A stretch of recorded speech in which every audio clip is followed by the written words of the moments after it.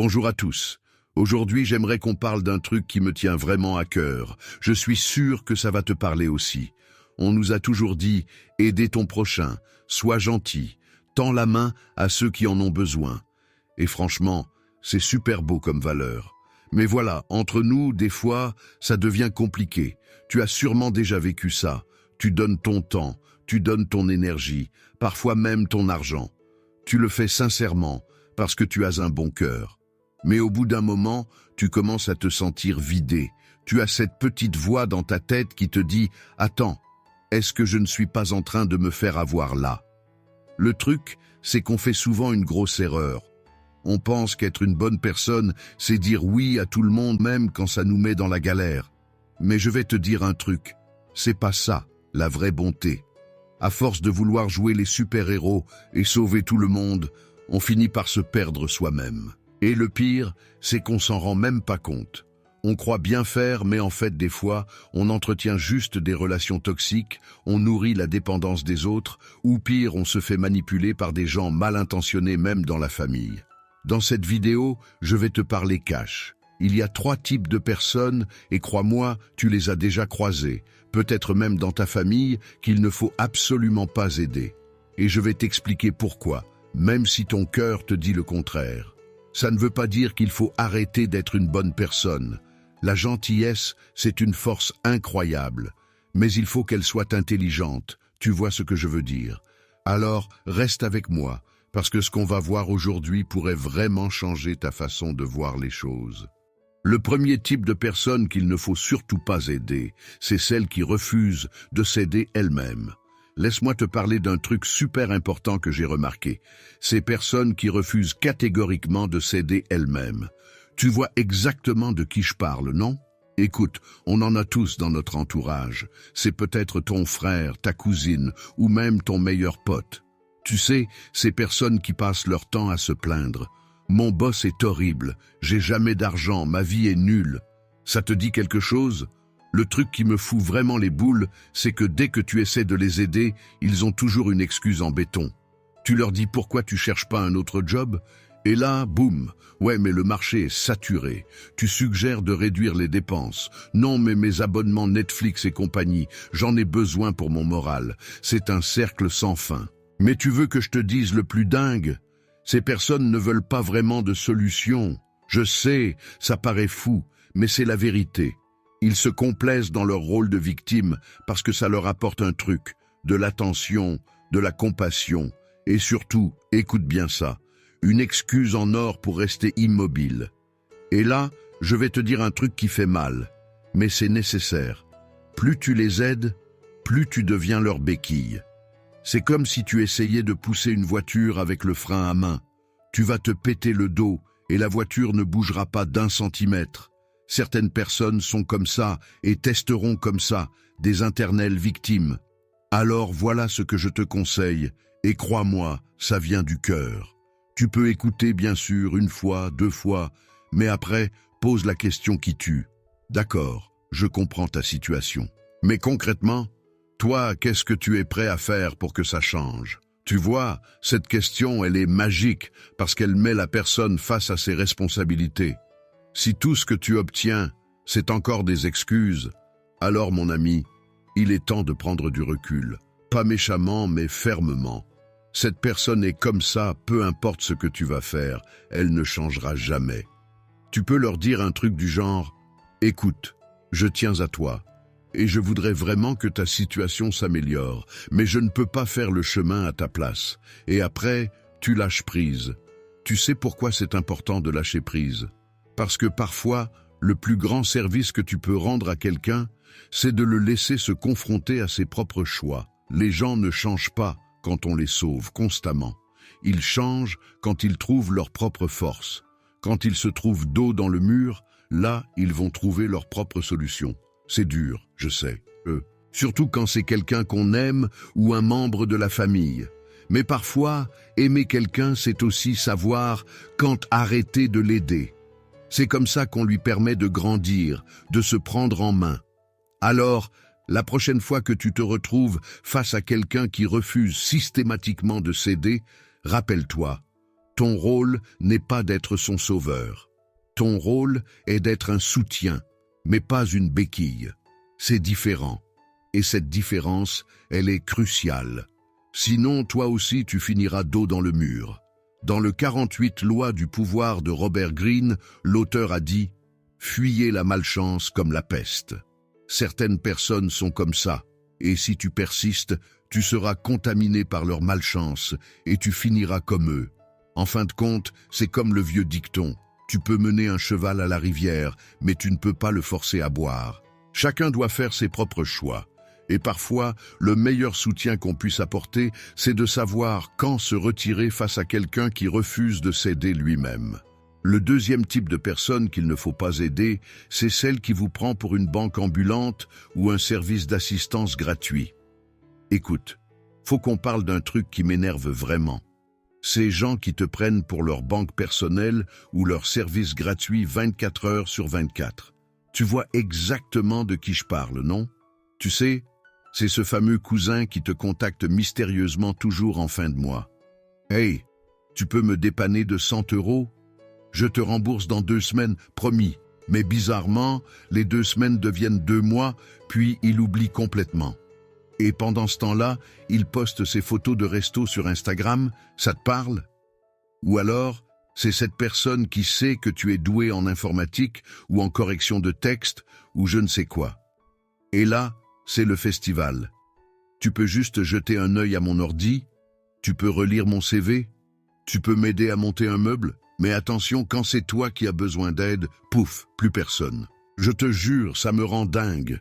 Le pire, c'est que ce n'est même pas le fait d'aider une fois ou deux qui pose problème.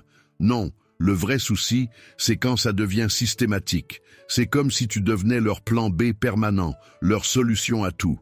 Ah, donc lui, il va faire, ah, passe lui, il doit porter, tu vois leur langage? Et là, je vais te dire un truc qui fait mal. Dans leur tête, tu n'es plus une personne, tu es devenu un service. Une sorte de mélange entre une banque, un bureau de consulting et un service de dépannage gratuit. C'est violent, mais c'est la réalité. C'est comme ça que eux pensent. Toi, tu penses les aider. Eux, ils pensent le contraire. Mais attends, le plus fou arrive. Le jour où tu oses dire non, parce que oui, ça arrive d'être fatigué ou d'avoir ses propres trucs à gérer. Tu deviens quoi? Le méchant, l'égoïste, l'ingrat, la personne qui se prend.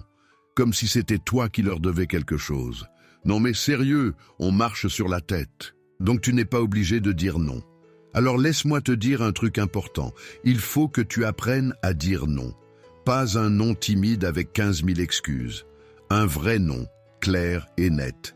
Genre, désolé, je ne prête plus d'argent. C'est une règle que je me suis fixée ou, pour ce type de service, voici mes tarifs habituels. Tu sais quoi? Si la personne se vexe quand tu poses tes limites, c'est le meilleur indicateur que cette relation était toxique depuis le début.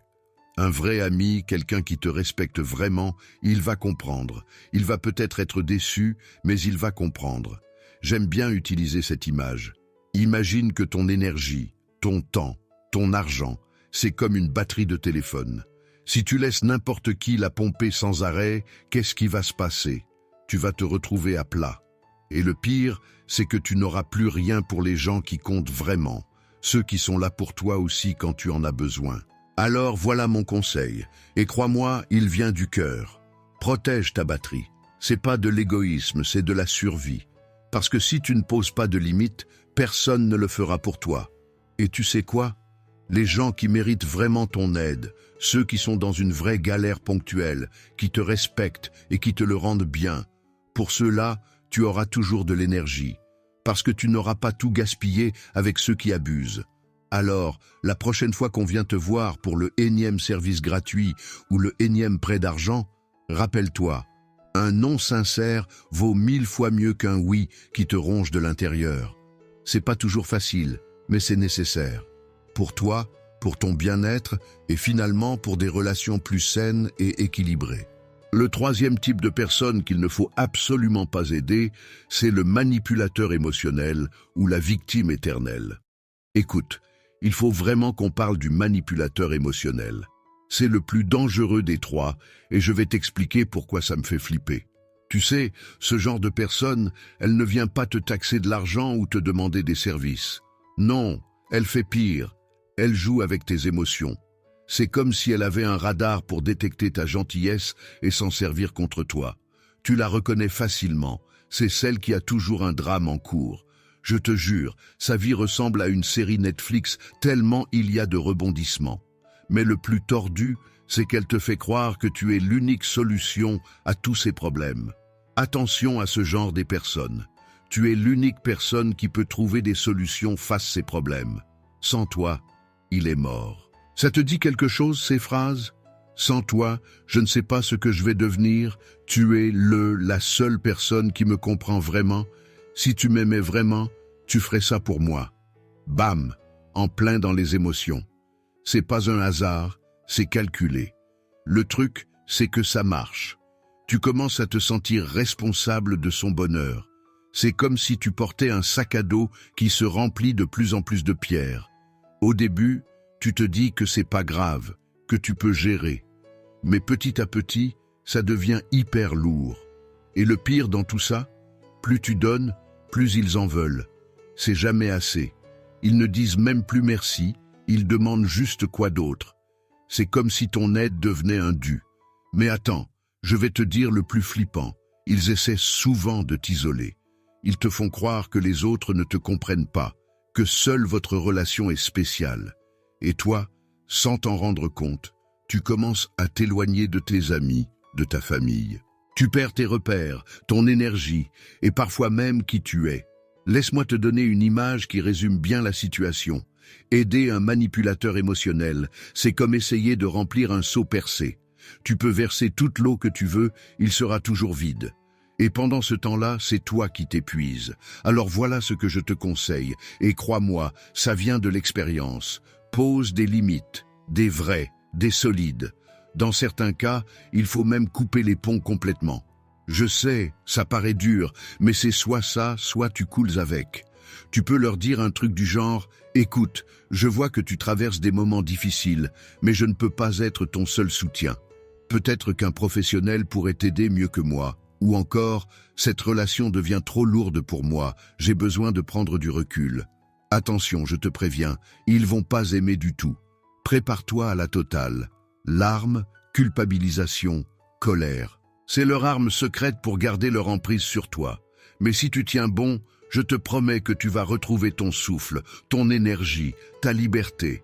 Ils vont pleurer même quand tu refuses, mais c'est calculé. Tu sais quoi? Ce n'est pas de l'égoïsme de se protéger, c'est de la survie. Tu n'es pas responsable du bonheur des autres. Ton seul devoir, c'est de prendre soin de toi. C'est comme dans l'avion quand ils font la démo de sécurité. Tu dois mettre ton masque à oxygène avant d'aider les autres. Pourquoi? Parce que si tu t'évanouis, tu ne pourras aider personne. C'est pareil dans la vie. Alors, la prochaine fois qu'une personne essaie de te manipuler émotionnellement, rappelle-toi, tu n'es pas méchant de dire non, tu n'es pas un mauvais ami de poser des limites, tu es juste quelqu'un qui a compris qu'on ne peut pas sauver quelqu'un qui se noie en se noyant avec lui. Et voilà, on arrive à la fin de cette vidéo. J'espère vraiment que ces conseils vont vous aider à mieux protéger votre énergie et votre bien-être. Rappelez-vous, dire non n'est pas égoïste, c'est vital. Votre bonheur compte autant que celui des autres. Si cette vidéo vous a parlé, n'hésitez pas à la partager avec quelqu'un qui en aurait besoin. Des fois, on a tous besoin d'un petit rappel pour ne pas se laisser engloutir par les demandes des autres. On se retrouve très vite pour une nouvelle vidéo. Prenez soin de vous et n'oubliez pas, votre gentillesse est précieuse. Utilisez-la avec discernement. À bientôt.